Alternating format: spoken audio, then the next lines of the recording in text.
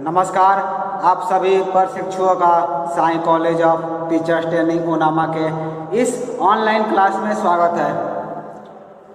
आज के क्लास में हम बात करेंगे डीएलएड प्रथम वर्ष के पेपर कोड F11 कला समेकित शिक्षा के अंतर्गत यूनिट 3 से।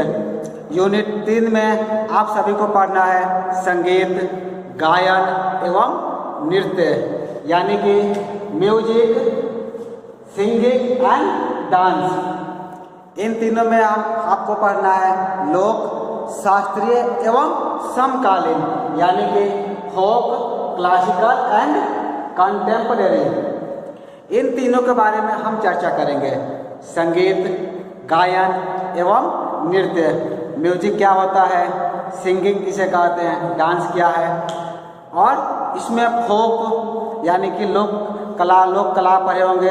लोक नृत्य क्या होता है, लोक संगीत क्या होता है, एवं शास्त्रीय संगीत एवं समकालीन यानी कंटेम्प्रेरी, जो आज के परिदृश्य में हम सभी के बीच चल रहा है। तो इन सब के बारे में इस वीडियो में आज के क्लास में हम चर्चा करने वाले हैं और जानने वाले हैं।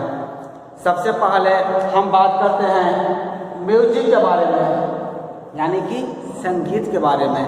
आप हेडिंग देंगे म्यूजिक, संगीत।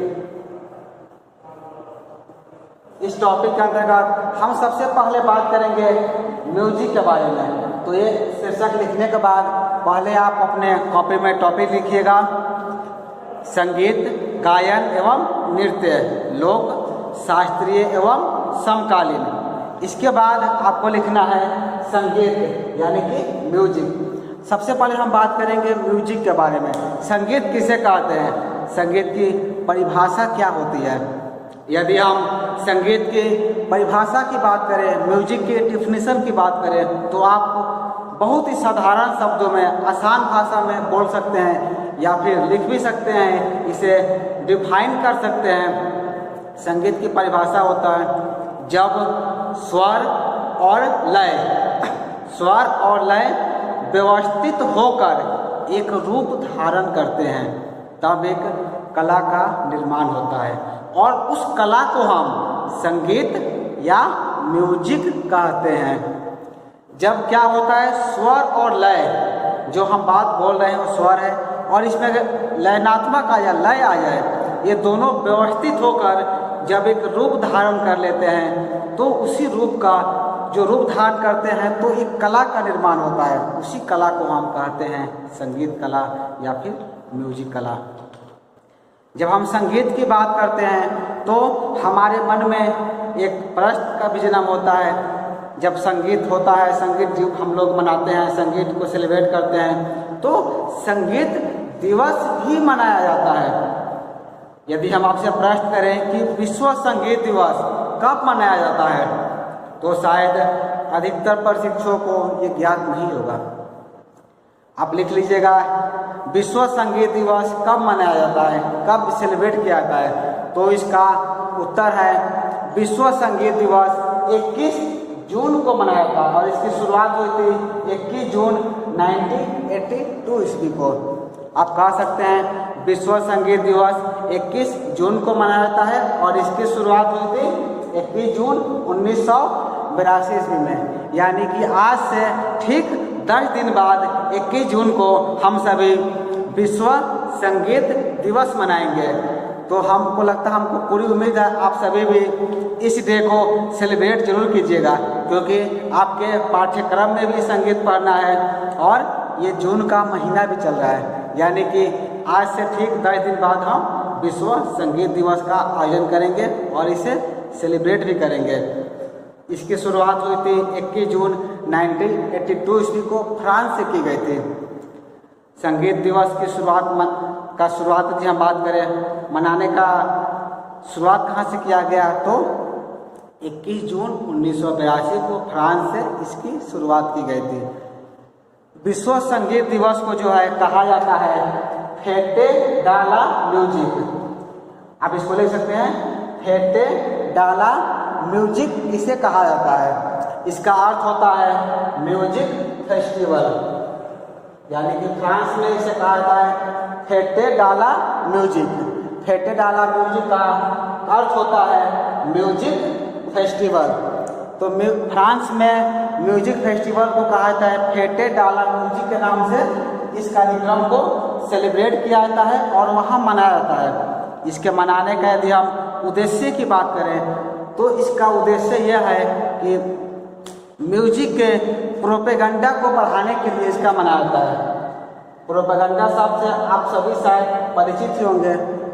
प्रोपेगेंडा शब्द का अर्थ होता है प्रचार प्रसार करना, यानी कि म्यूजिक का प्रोपेगेंडा फैलाने के लिए, म्यूजिक का प्रचार प्रसार करने के लिए एवं नए कलाकारों को एक मंच प्रदान करने के लिए इस फेस्टिवल का आयोजन किया जाता है। यानी कि साल में एक दिन 21 जून को इसका आयोजन पूरे विश्व में किया जाता है, हर जगह किया जाता है। इसके मनाने का उद्देश्य यही है, जो भी नए कलाकार हैं, जो भी संगीत के क्षेत्र में अपना भविष्य बनाना चाहते हैं, उनके लिए एक मंच प्रदान किया जाता है, एक स्टेज प्रदान किया जाता है। क्योंकि आप सभी को पता होगा एक कलाकार के लिए एक स्टेज कितना अहमियत रखता है। एक स्टेज जो है, एक मंच जो है, एक कलाकार का जीवन का अभिन्न हिस्सा होता है। यानी कि वो मंच पर ही अपनी सभी कला का प्रस्तुतिकरण करता है। चाहे आपका वो कोई भी कला हो, चाहे आपका म्यूजिक हो, सिंगिंग हो या फिर डांस हो, कोई भी कला हो, सभी कला का स्टेज मिलना बहुत जरूरी है। आप सभी भी कहते हैं कि हमें, यदि आप कला में जुड़े हैं, यदि आप संगीत से जुड़े हैं, तो आप सभी कहते हैं हमें बेहतर स्टेज नहीं मिल रहा है अपनी कला को प्रदर्शन करने के लिए। तो वो जो स्टेज जो है, वो मंच जो है आपको प्रदान करता है म्यूजिक फेस्टिवल, जो कि इसी महीना में 21 जून को सेलिब्रेट होने वाला है। आप जहाँ भी हैं, भले आज जैसी परिस्थिति है, जिस परिस्थिति में हमसे भी घरों में पैक है, घरों में किया जाए, लेकिन आप जहाँ हैं वहाँ से अपनी कला को दिखा सकते हैं।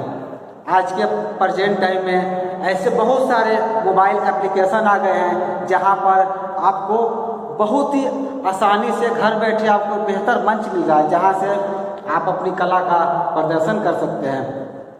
बहुत ऐसे मंच हैं, मैंने बहुत मंचों पर देखा है, बहुत ऐसे कलाकार निकल कर आते हैं जिनको शायद कोई जानता नहीं था।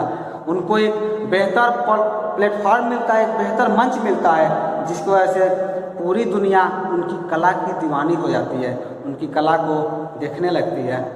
तो ये जो मंच है, स्टेज जो है, आज के समय में बहुत ही आसान हो गया है। यदि आप के अंदर थोड़ी सी भी कला है, थोड़ा सा भी गुण है, आप बेहतर गा सकते हैं, आप बेहतर परफॉर्म कर सकते हैं, आप बेहतर डांस कर सकते हैं, आप बेहतर चित्र का निर्माण कर सकते हैं। तो आपके लिए मंच खुला है, इंटरनेट खुला है। आप इंटरनेट पर अपनी कला का प्रदर्शन करके लाखों लोगों को अपनी कला दिखा सकते हैं। तो एक बेहतर मंच आज के समय में सभी को मिल रहा है, जिससे कि कला जो है और आसान हो गई है। कलाकारों के लिए चीज़ें जो है बहुत ही आसान हो गई है। हम संगीत की बात करते हैं तो गीत, वाद और नृत्य, इन तीनों का समुच्चय ही संगीत है।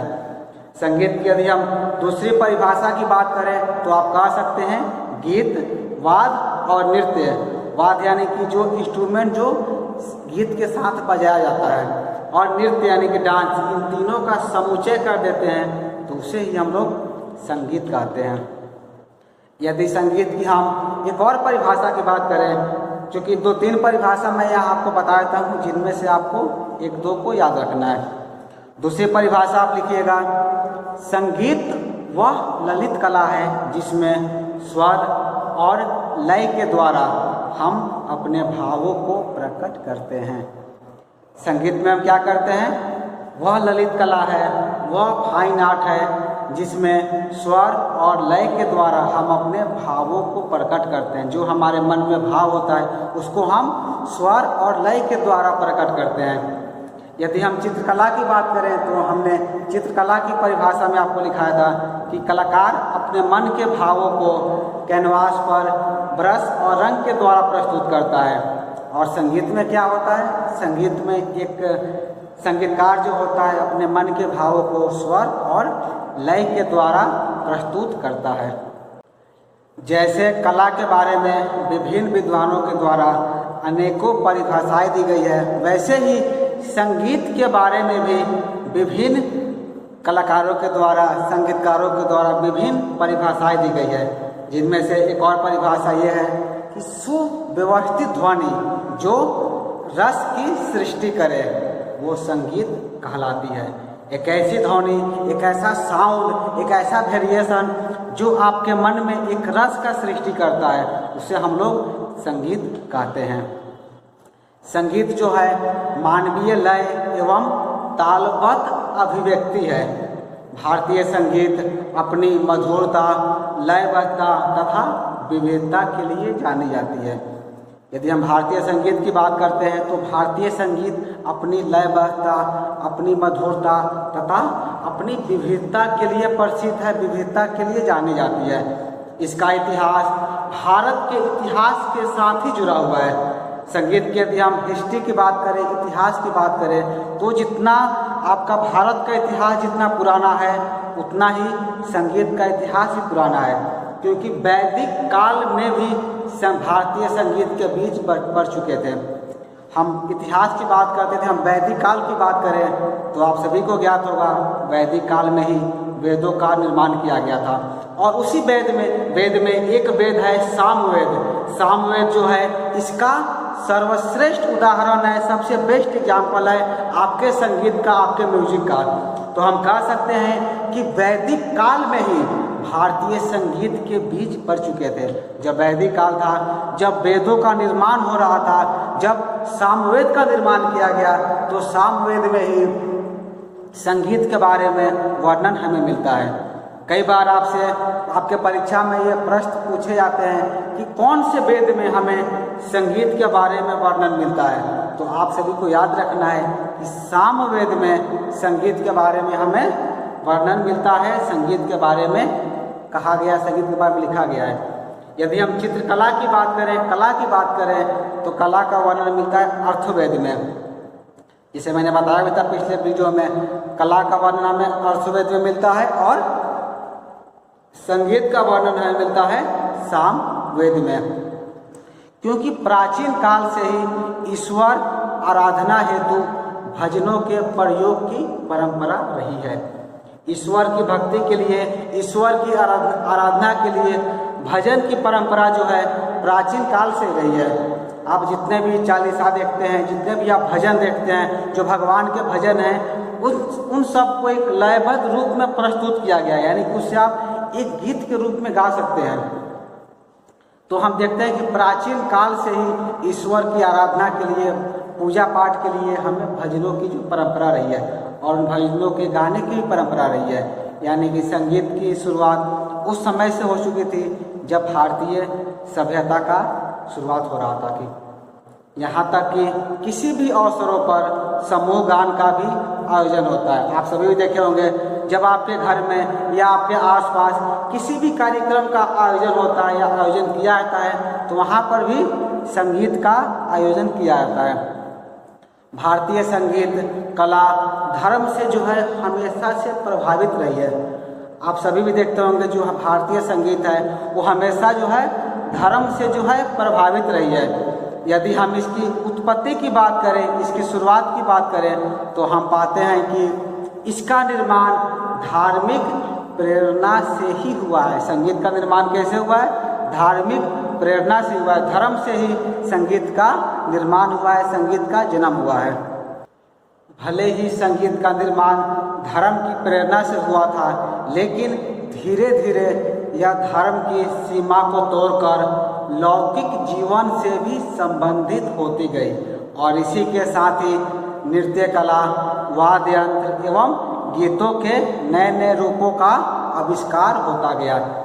हम संगीत कला को देखते हैं तो हम पाते हैं कि इसकी शुरुआत तो हुई थी धर्म के साथ, पूजा पाठ के लिए, आरती एवं भजन के लिए, लेकिन धीरे धीरे जो है यह धर्म की सीमा को तोड़ते हुए लौकिक जीवन से भी संबंधित होते चले गए। यानी कि हम मनोरंजन के लिए भी संगीत का प्रयोग करते गए और इसके साथ ही नृत्य कला, वाद्य यंत्र एवं गीतों के नए नए रूपों का भी आविष्कार होता गया है, जो कि वर्तमान में हमारे समक्ष दिखाई देता है। आप सभी देखेंगे तो हर तरह के गीत हमारे समक्ष आज मौजूद है, चाहे वो लोकगीत हो या फिर आपके क्षेत्रीय भाषा के गीत हो या फिर भक्ति गीत हो, हर तरह के गीत हमें हमारे समक्ष आज दिखाई देते। उसी तरह वाद्य यंत्र की यदि बात करें तो अनेकों तरह के वाद्य यंत्र भी हमारे समक्ष आज दिखाई देता है। तो संगीत कला में जो है धीरे धीरे बहुत सारी विविधताएं आती चली गई। समय के साथ साथ संगीत की विभिन्न धाराएं भी विकसित होती गई एवं नए नए राग, वाद्य यंत्र और कलाकार उत्पन्न होते गए। आप सभी को पता होगा संगीत कला में बहुत सारे राग आ गए, बहुत सारे वाद्य यंत्र आ गए और कलाकारों का जन्म होते गया। जितने भी कलाकार हुए, जितने भी वाद्य यंत्र हुए, सब में अलग अलग तरह की संगीत का अलग तरह की चीज़ें प्रस्तुत होती गई। आज जो है संगीत जगत यानी कि म्यूजिक वर्ल्ड अनेक महान विभूतियों के योगदानों के परिणाम स्वरूप भी इतना विशाल रूप धारण कर चुका है। आज यदि हम म्यूजिक वर्ल्ड की बात करें, संगीत कला की बात करें, तो इतने सारे महान विभूति हुए जिनके योगदान से आज जो है म्यूजिक वर्ल्ड, संगीत जगत पूरी दुनिया में इतना विशाल रूप धारण कर चुका है। आज जो है हमारा प्रत्येक समय, प्रत्येक पल जो है संगीत के साथ ही गुजरता है। यानी कि हम सुबह उठने के साथ ही भजन सुनते हैं, उसके बाद दिन भर भी हम अपने इच्छानुसार संगीत सुनते रहते हैं और रात में सोने के दरमियान भी हम संगीत सुनते हैं। यानी कि हमारा पूरी दिनचर्या जो है संगीत से ही लयबद्ध है, संगीत से ही घिरी हुई है। तो इस क्लास में हम बात किए म्यूजिक के बारे में। इस क्लास में इतना ही। हम अगले क्लास में यानी कि इस अगले वीडियो में बात करेंगे सिंगिंग एवं डांस के बारे में, यानी कि गायन एवं नृत्य के बारे में। हम इसके अलावा फोक, क्लासिक एंड कंटेम्प्रेरी के बारे में बात करेंगे इसके पार्ट 2 में, यानी कि अगले वीडियो में। तो इस वीडियो में इतना ही। हम अगले वीडियो में बाकी आपके जो 2 सेक्शन बच रहे हैं सिंगिंग एंड डांसिंग, उसको लेकर आएंगे।